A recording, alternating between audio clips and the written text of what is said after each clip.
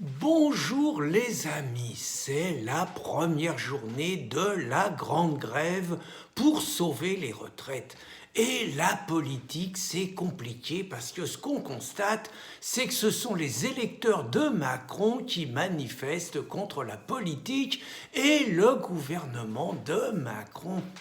Et oui, les amis, désolé de faire ces quelques piqûres de rappel sans doute désagréables pour quelques-uns, mais l'ensemble des organisations syndicales, à l'exception de Force ouvrière qui reste toujours d'une neutralité respectable, appelaient lors du deuxième tour des présidentielles massivement leurs syndiqués à voter pour Macron. Et je rappelle également que la CGT notamment, mais également la CFDT, passent leur temps à expulser de leur rang des militants, des syndicalistes qui ont le tort de militer ou de défendre les idées du Front National. Je vais rappeler également, quitte à faire encore des piqûres de rappel désagréables, que l'ensemble des partis politiques, Mélenchon en tête, qui soutiennent aujourd'hui le mouvement, appelaient également, eux, à voter Macron pour barrer la route, paraît-il, à la bête immonde, avec quand même juste la petite contradiction que Macron avait annoncé qu'il mettrait en place sa loi travail et qu'il allait aller encore plus loin, et que Marine Le Pen, juste, elle, annonçait qu'elle abrogerait la loi travail.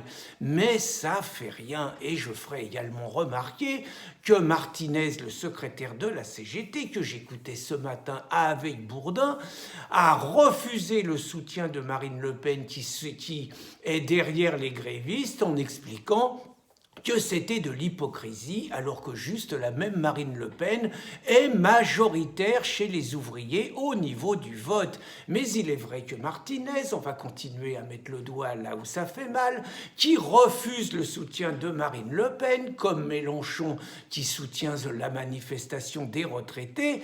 Et donc je rappelle que ces deux loustiques et bien d'autres forces d'extrême gauche manifestaient il y a moins d'un mois dans les rues de Paris avec les islamistes, avec les égorgeurs, au cri de Allah Akbar et dans la défense du voile islamique. Voilà donc pour les quelques piqûres de rappel désagréables. Alors, après, moi j'ai le souvenir, j'ai fait toutes les manifestations de 1995.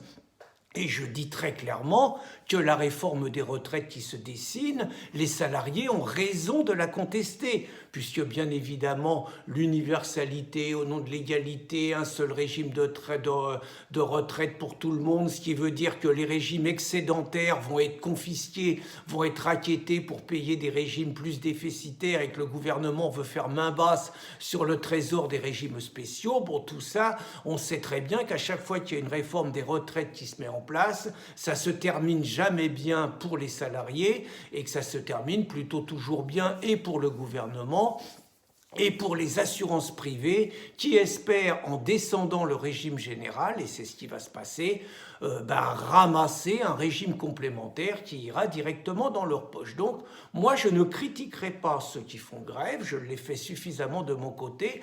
Par contre, il y a un vrai problème. Il y a un vrai problème, c'est que les véritables sujets ne sont pas mis en avant, comme si on voulait opposer quelque part des mondialistes et des internationalistes qui, sur les grands sujets, sont complètement d'accord. Parce que c'est bien de dire qu'on défend les travailleurs, bien évidemment. Mais si on défend les travailleurs, on défend l'emploi des travailleurs. Et si on défend l'emploi des travailleurs, on est contre les délocalisations. Et si on est contre les délocalisations, on est pour des frontières. Et si on est pour des frontières, on est pour des mesures protectionnistes comme le fait Donald Trump.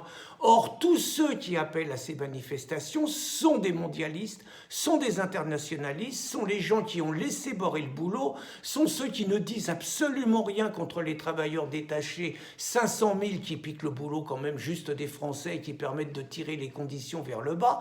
Donc ils ne disent absolument rien, mais surtout ils ne disent absolument rien contre le scandale de l'immigration de masse qui, en période de chômage de masse, ruine complètement la France et surtout coûte un argent dingue, comme disait Macron, aux salariés, aux artisans, aux privés, aux paysans, etc. Parce que c'est pas le tout, mais il faut quand même dire les chiffres. L'immigration qui ne se justifie absolument pas avec 6 millions de chômeurs, avec 10 millions de pauvres en France, avec 5 millions de personnes qui ont en dessous de 700 euros par mois, qui ne peuvent pas se payer une mutuelle quand on soigne gratuitement par ailleurs des étrangers en situation irrégulière. L'immigration ne se justifie pas. Si elle coûte 110 milliards à tous les Français, les conséquences, c'est quoi? C'est que les salariés payent des cotisations sociales exorbitantes qui sont autant de nets en moins. Les employeurs payent des cotisations sociales exorbitantes. Les petits artisans sont obligés de bosser 70 ou 80 heures par semaine, justement parce qu'ils payent ces cotises qui vont en partie, pas toutes, je parlerai d'autre chose, à l'immigration. Je ne parlerai pas de la transition énergétique qui nous coûte les yeux de la tête, et je ne parlerai pas de l'appareil d'État qui nous coûte les yeux de la tête, qui est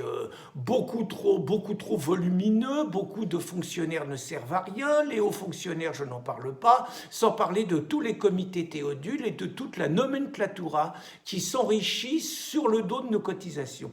C'est ces choses-là qu'il faut mettre en avant. J'ajouterais, quand on défend les travailleurs, on ne défend pas seulement les travailleurs dans leur entreprise, on défend les travailleurs dans leur quotidien. Or, ce sont les travailleurs les plus démunis, les plus modestes, les plus vulnérables qui subissent aujourd'hui dans leur quotidien une immigration de masse où, pour beaucoup d'entre eux, ils ont l'impression de ne plus être en France quand ils sortent et que leurs enfants subissent dans les écoles le fait de se retrouver parfois minoritaires dans des classes où la majorité des élèves ne parlent pas français et donc leurs enfants, finalement, ne pourront pas bénéficier de l'ascenseur social.